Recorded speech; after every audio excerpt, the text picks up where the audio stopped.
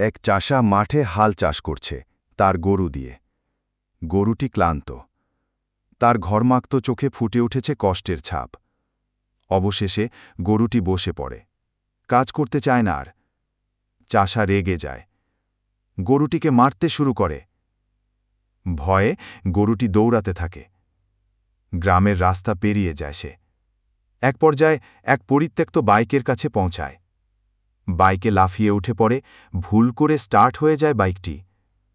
গরুটি বাইক চালিয়ে ছুটে চলে, কিন্তু হঠাৎ এক ট্রাকের সঙ্গে ধাক্কা। অ্যাক্সিডেন্ট। দূর থেকে এক ছাগল সব দেখে।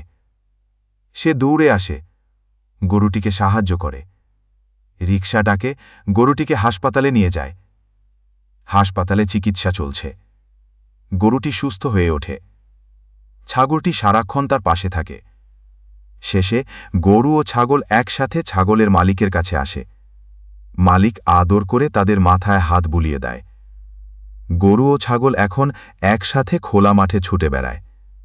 পার্ট 2 এর জন্য সাবস্ক্রাইব করে বেল আইকন অন করে রাখুন।